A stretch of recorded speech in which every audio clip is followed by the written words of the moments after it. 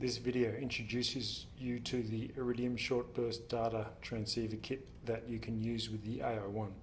So included in the box is the Iridium Short Burst Data or SBD transceiver along with its mounting plate that is already fitted to the device.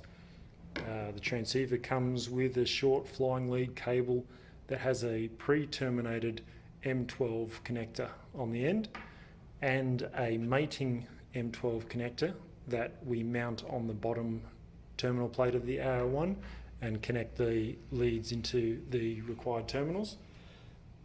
Also included are a set of long cable ties that are used for securing the cable to the body of the Ai1 and a set of 4 M6 stainless steel bolts and spring washers that are used to secure the top plate to the mounting holes on top of the Ai1. So that's what's included with the kit. You'll also need a set of tools to do the work, so these you'll need to provide. We're going to need an M12 drill bit, so the recommendation is to use a stepper drill like I've shown here. A stepper drill is really good for acrylic because acrylic can be quite brittle when drilling into it, so a stepper drill is a really nice way of drilling into acrylic without causing any kind of shards to break off. We're also going to need a 4mm Allen key to suit the top of the M6 bolts that are supplied with the kit. We'll need a small flat blade screwdriver for screwing the terminals in, the loose wires into the terminals. We'll use a large Phillips screwdriver to remove the current bolts in top of the Ai1 and also to open the screws required to give us access to the bottom terminals. And we'll use 2 17mm spanner and socket to be able to tighten up the M12 connector onto the bottom plate, and we'll use a pair of side cutters to trim the cable ties to the right length. Okay, so first step is that we're going to mount the transceiver on top of the Ai1. So on the Ai1 it comes with a kind of universal mounting pattern that has 4 M6 bolts arranged on a 100mm spacing grid. So step 1 is to remove the current screws because they are too short. So we're just going to remove these out because these ones are not suitable, and we're going to replace them with the ones that are supplied as part of the kit. Okay, so now we've got the 4 screws out, we can see the hole pattern that we're using. So 1, 2, 3, 4 are on a 100mm square, so 100mm between holes on a square hole pattern, and that matches the holes on the bottom of the mounting bracket for the Iridium transceiver. So we are going to use the new screws provided to secure the bracket in position with the cable coming out the side like this.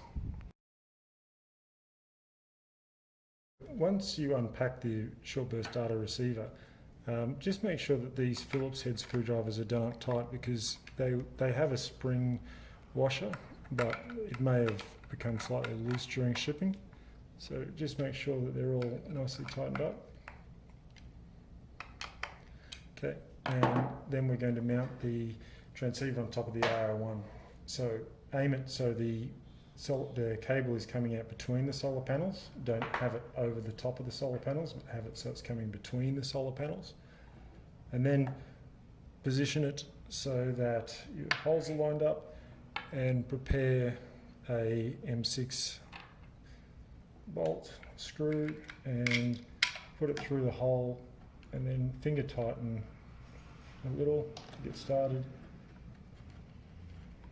and then use the 4mm Allen key to finish.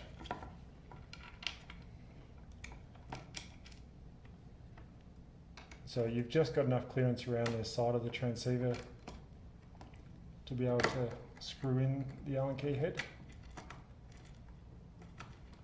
Once you get started, it's easier. And so repeat for all 4 screws, and you can tighten up fully at this point. So tighten up so that the spring washer is compressed so that it doesn't vibrate loose over time. So when you're tightening these up, there's no need to over tighten. All you're looking for is that the spring washer is nicely compressed and has taken up the slack so that that is always under tension. So just give it a light touch around all 4 screw heads. As I said, no need to over tighten.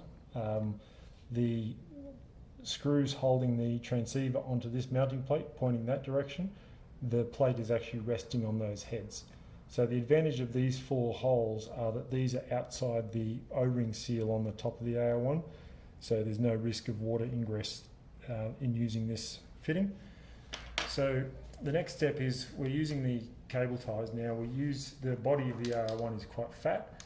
We're going to secure the cable so that it kind of tucks around to the side and down the body.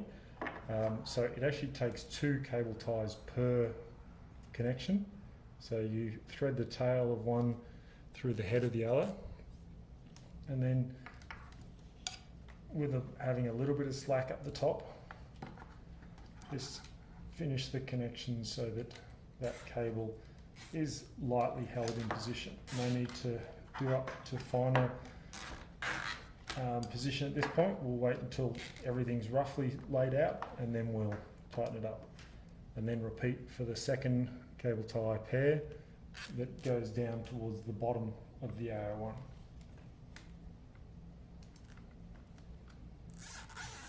Okay. So yeah, no need to make it overly neat at this point. We'll just tuck the cable so it comes back in around under the solar panel, and that way it's quite neat.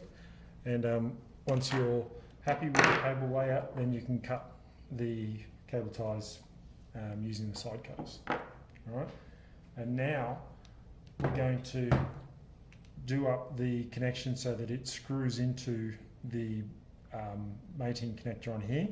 As I said, if you need to drill into the acrylic, the idea is that you use a stepper drill. So a stepper drill is not going to crack the acrylic like a regular drill might. If you don't have access to a stepper drill, then just go very slowly using the 12mm drill bit and push lightly as you're pushing through the other side of the Ai1. It's important that you drill from this side in so that the front face where the seal is a nice clean cut, because any brittle part on the as the drill pushes through will be on the other side, which is not the waterproof seal. So make sure you drill from the outside in, and obviously pull this plate out before drilling in. You don't want to be drilling into the body of the Ai1. Remove the plate and do the drilling with it not on the Ai1. All right.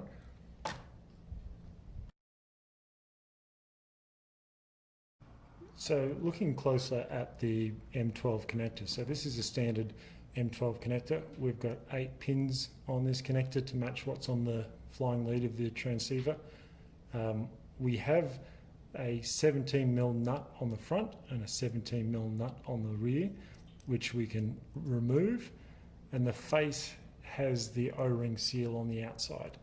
Okay, so when we drill our hole, what we need to do when we're drilling this hole is we need to make sure that we're drilling from the outside coming in so that the outside face is the clean face. So once you've drilled your hole, you thread the wires through the hole and you tighten the nut so that the M12 connector is secured on the face. All right. So once it's secured, then we're going to wire these wires into the allocated terminals. So refer to the label on the front of the box that it came with for the colours, but we have red and black are the power leads, and so that goes to battery and ground.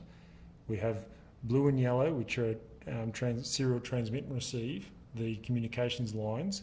They go to the transmit and receive pair here, and the pink wire is the power enable set input. So this is controlled by the data logger to turn power on and off to the transceiver to send it into sleep mode. Okay, so refer to the instructions on the front of the box for which wire goes where. But yeah, make sure that you see the terminals BAT, ground, transmit, receive, and then where the control wire goes to suit the program. This is the completed install of the satellite transceiver on the Ai1. So we have the transceiver with the mounting bracket secured to the top using the four M6 100mm grid spacing bolts. We then have the cable coming out between the solar panels, not over the top of the solar panels, but between the solar panels. We have the cable with some slack wrapped around under the solar panel and then down the body of the Ai1. The reason we have this excess cable here is that the transceiver can also be used with a lantern, but in that case it will need to be slightly higher or off to the side. So we give you a little bit of slack cable in case you need that extra length for the lantern installation. Okay, so in this case where there's no lantern, there's a little bit of excess cable, so just have that tucked in behind the panel. And then we come down to the M12 connector mounted on the wiring panel of the bottom of the Ai1 and the colour-coded wires screwed into the relevant terminals. Like I said, refer to the label on the front of the transceiver for where those wires should go, and if in doubt, have a look at the program as well. It's got the wiring instructions at the top of the program. Make sure that when you install the M12 connector, it has an alignment pin, so you can spin that any direction from 360 degrees.